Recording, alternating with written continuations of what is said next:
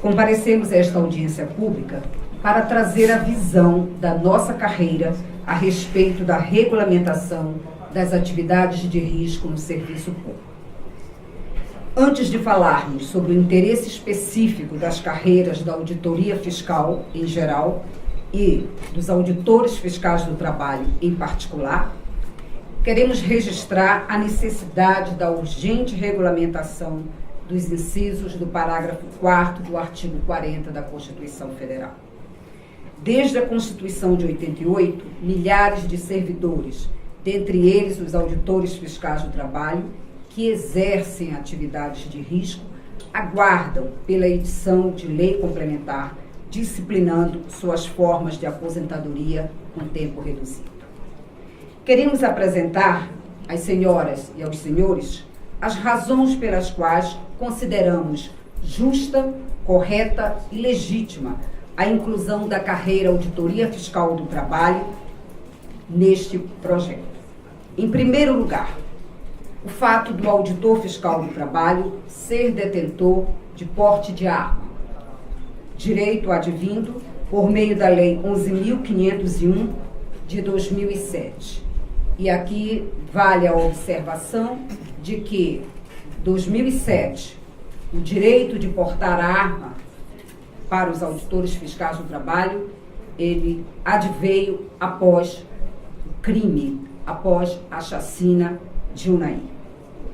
Em segundo lugar, porque o Estado, também por lei específica, atribui ao auditor fiscal do trabalho o poder de polícia, ou seja, a prerrogativa de ter respeitada e acatada a ação fiscal, podendo o auditor fiscal do trabalho adentrar em qualquer local, em qualquer estabelecimento, a qualquer hora, onde exista um trabalhador subordinado, podendo, para tanto, lavrar autos de infração, que nunca agradam os empregadores, especialmente os mais incivilizados, colocando em risco a vida desses servidores públicos.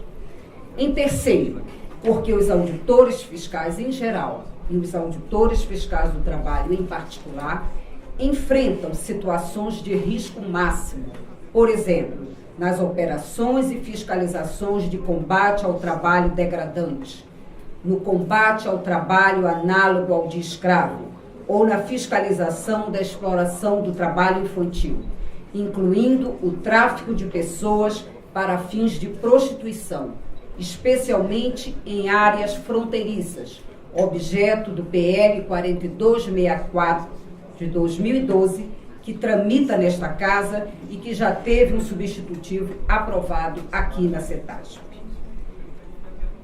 Em quarto lugar, o entendimento de que os servidores com atribuições de auditoria e fiscalização trabalhista exercem atividade de risco está amparado pelos argumentos expostos no mandado de junção coletivo com pedido de liminar que tramitou no Supremo Tribunal Federal e obteve decisão favorável do ministro Marco Aurélio, a partir do entendimento de que o risco é inerente à atividade de fiscalização que os auditores fiscais do trabalho exercem.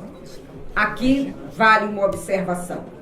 Fazemos um parêntese para refutar veementemente a posição assumida pela representante do Ministério da Previdência Social em outra audiência pública realizada nesta comissão, que defendeu no sentido de que a exposição ao risco exige uma constância.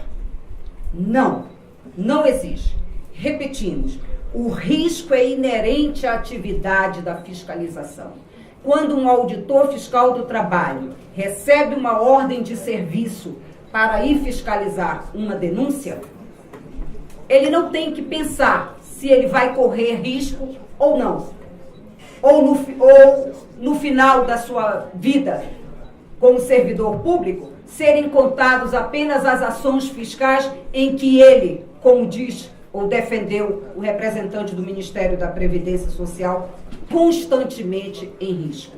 Então, o uso dessa expressão tem que estar constantemente em risco é a mesma expressão que estão usando agora em relação ao projeto de lei do adicional de fronteira, que o auditor fiscal do trabalho teria que estar permanentemente na fronteira. E um parlamentar chegou a usar a seguinte expressão para nós, auditores fiscais do trabalho: vocês têm uma casinha na fronteira? Acreditamos nós que ele estava se referindo a uma guarita. Não, senhor deputado, nós não temos uma casinha, porque o modus operandi do auditor fiscal do trabalho não requer uma casinha na fronteira. Aonde há uma denúncia de trabalho escravo, ele vai na fronteira. Então, isso pode ocorrer 15 dias no mês, isso pode ocorrer 30 dias no mês ou um dia no mês. Então, nós refutamos veementemente a exigência de uma constância na questão do risco. Senhores deputados, senhoras deputadas, a prova mais evidente do que afirmamos nos tópicos anteriores foi a chacina de Unai, em 28 de janeiro de 2004, quando 4 auditores fiscais do trabalho e um motorista do Ministério do Trabalho foram covardemente assassinados por fazendeiros simplesmente descontentes com a fiscalização do Ministério do Trabalho. Foi uma das maiores chacinas de agentes do Estado no cumprimento de sua atividade profissional e que até hoje, passados 9 anos, ainda não houve julgamento desses crimes. Consta nos autos do processo de Unai que os executores dos crimes estavam hospedados no mesmo hotel, tomaram café no mesmo horário que as vítimas levantaram-se e foram cometer o crime 10 minutos depois. Então, isso é exposição ao risco, sim. Aqui registramos nossas homenagens a esses verdadeiros mártires do serviço público: Ailton, Eratóstenes, João Batista e Nelson. O risco que eles correram e que lhes ceifou a vida, nós, auditores fiscais do trabalho, continuamos correndo todos os dias, quer nas fiscalizações rurais, quer nas fiscalizações urbanas. A chacina de Unai foi a que recebeu maior divulgação na mídia, mas não pensem os senhores que foi o único crime cometido, o único homicídio cometido contra auditores fiscais do trabalho. Muitos já ocorreram. Numa referência ao parecer do senhor relator do projeto, abrimos aspas. Diz o relator: a Lei número 10.826 de 2003, em seu artigo 10, parágrafo 1º, inciso 1, prevê a utilização de arma de fogo para aqueles que exerçam atividade profissional de risco.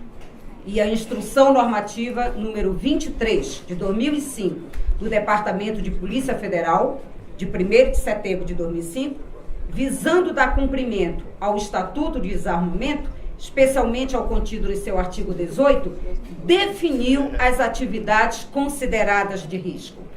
Artigo 18, parágrafo 2º. São consideradas atividade profissional de risco nos termos do inciso 1º, parágrafo 1º do artigo 10 da Lei 10.826, além de outras, a critério da autoridade concedente, aquelas realizadas por servidor público que exerça cargo efetivo ou comissionado nas áreas de segurança, fiscalização, auditoria e aqui grifamos, ou execução de ordens judiciais.